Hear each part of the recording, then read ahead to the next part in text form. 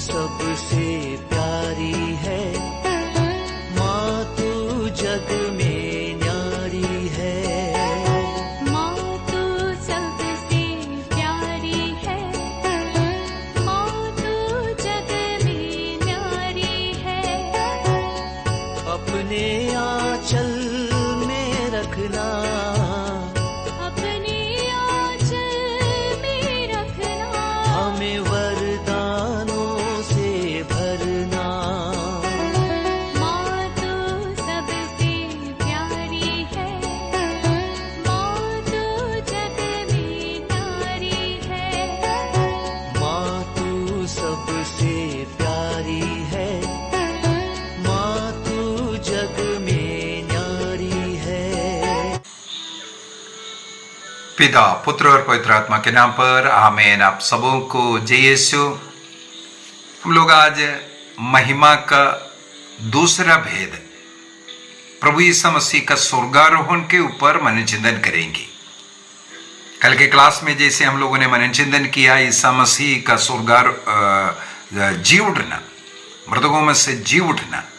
इसके बाद ईसा मसीह 40 दिनों तक अनेकों को दर्शन दिया, शिष्य लोगों को दर्शन दिया और उनके साथ रहा, उन्हें स्वर्ग राज्य का विषय में सिखाया और अधिकार दिया।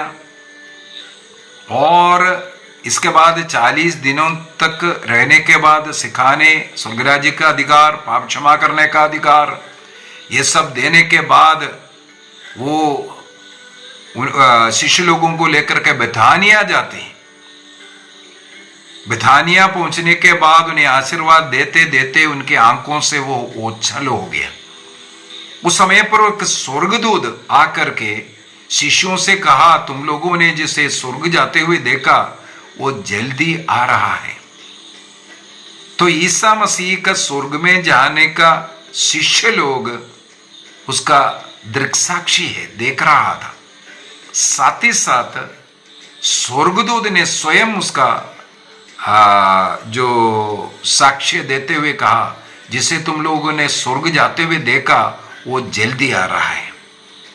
प्रेरित चरित्र अध्याय 1 वाक्य 9 में, एक्ट्स चैप्टर 1 वर्स 9 में ईसा मसीह के स्वर्ग में जाने का, स्वर्गारोहण के विषय में लिखा हुआ हम पढ़ सकते हैं। उसी प्रकार कैथोलिक कलीसिया का धर्म शिक्षा ग्रंथ 665 के अंदर, 665 के अंदर ईसा मसीह का ये जो स्वर्गारोहण, उनका मनुष्य स्वभाव को वो स्वर्ग लेकर के गया करके लिखा है।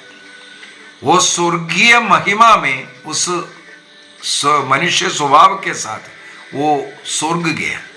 इसका मतलब वो हमारे लिए स्वर्ग का द्वार खोल करके दिया। जितने भी मनुष्य है ईसा मसीह में विश्वास करते हुए जो मरते हैं, उनको स्वर्ग का द्वार खोल करके दिया। दूसरी बात, वो स्वर्ग में जा करके अब पिता के दाहिने हमारे लिए एक मध्यस्थ बन करके बैठा हुआ है। ईसा मसीह ने जो कुछ कार्य यहां किया और जो कोई ईसा मसीह में विश्वास करते हैं उनके उद्धार के लिए, उनके लिए वो एक मध्यस्थ बन करके अब स्वर्ग में वो बैठा हुआ है करके। मुक्ति इतिहास में ईसा मसीह का स्वर्ग में उद्ग्रहण होना, ईसा मसीह जिस कार्य के लिए संसार में आया, मनुष्य बना, शब्द देह धारण कर मसीह का रूप धारण किया। ईसा मसीह इस संसार में एक साधारण मनुष्य जैसे रह करके मानव जाति के पापों को अपने ऊपर लेते हुए पाप का प्रायश्चित कर मनुष्य को पाप से छुटकारा दिया और उनके लिए स्वर्ग का द्वार खोल करके देता हुआ। तो ये उनका मुक्ति कार्य का लास्ट कार्य, इस संसार का लास्ट कार्य यही था। उनका संसार का जो मिनिस्ट्री था वो समाप्त करने के बाद वो स्वर्ग जाता है और पिता के पास जाने के बाद जैसे उन्होंने वादा किया था पवित्र आत्मा को भेजने के लिए, इनको वहां जाना भी जरूरी है। उन्होंने वादा किया मैं जाऊंगा लेकिन एक दूसरा सहायक को भेजूंगा। तो उस कार्य को संपन्न करने के लिए कल के क्लास में उसके विषय में हम लोग मनन चिंतन करेंगे। तो उसके लिए भी इनको स्वर्ग जाना जरूरी था। इससे हम लोग कुछ थियोलॉजी और स्पिरिचुअल जो हमारे जीवन में आध्यात्मिक जीवन में उतारना है उसको हम लोग थोड़ा सा मनन चिंतन करते हैं। हर एक व्यक्ति के जीवन में एक दिन ऐसा आना है मृत्यु, और तुरंत उसके बाद उनके कर्मों के अनुसार उनको जो फल मिलने का, जैसे उपदेशक ग्रंथ अध्याय 12 वाक्य 7 में लिखा है, जब शरीर जो मिट्टी है मिट्टी में मिल जाएगा जहां से वो आया है, और जो आत्मा ईश्वर के पास जाएगा जहां से वो आया है। हमारी आत्मा हमारे शरीर से अलग होने को हम लोग मृत्यु कहते हैं। इसका मतलब मृत्यु के समय पर मिट्टी मिट्टी में मिलना और आत्मा स्वर्ग में पिता के पास जाना। ईसा मसीह ने वही कार्य कर करके दिखाए कि मनुष्य बन करके, मनुष्य साधारण मनुष्य जैसे जीवन जी करके, और जीवन के अंत में हम सभी मनुष्यों के साथ क्या होना है उसका एक सच्चा उदाहरण मसीह ने जी करके कर करके दिखाया है। हर मनुष्य को इस प्रकार शरीर को और आत्मा को स्वर्ग तक पहुंचाने का कार्य है। शरीर कब जी उठेगा? शरीर का रूपांतरण होना, शरीर आत्मा के साथ जुड़ने का एक कार्य ईसा मसीह के सेकंड कमिंग के समय पर होगा। कुछ एक्सेप्शन में हम लोग देखते हैं, जैसे राजाओं का दूसरा ग्रंथ उसके अध्याय 2 वाक्य 11 में नबी एलिया को शरीर के साथ स्वर्ग में उठा ले गया, ये एक वर्णन किया है।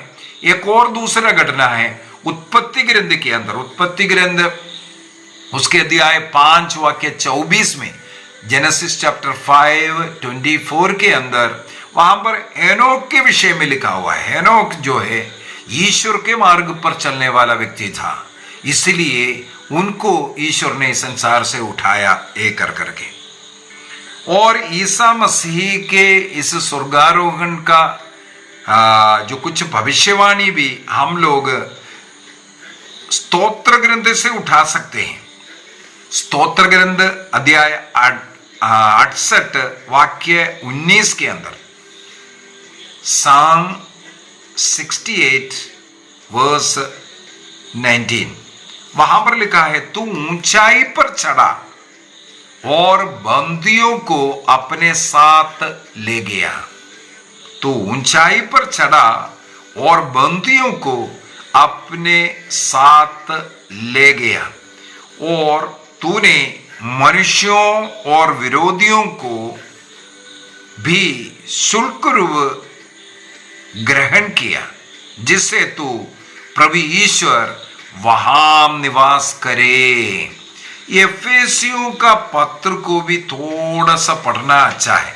यहां पर एफेसियों का पत्र अध्याय 4 उसके वाक्य 8 को मैं थोड़ा सा पढ़ना चाहूंगा। एफेसियों का पत्र, एफेसियंस चैप्टर 4 वर्स 8, वहां पर लिखा है, इसलिए धर्म ग्रंथ कहता है, वह ऊंचाई पर चढ़ा और बंदियों को ले गया, उसने मनुष्यों को दान दिए। वह चढ़ा, इसका अर्थ यह है वह पहले पृथ्वी के निचले प्रदेशों में उतरा। जो उतरा वही है जो आकाश से भी ऊपर चढ़ा, जिसे वह सब कुछ परिपूर्ण कर दे। तो संत पौलुस भी इसी स्तोत्र ग्रंथ 38 वाक्य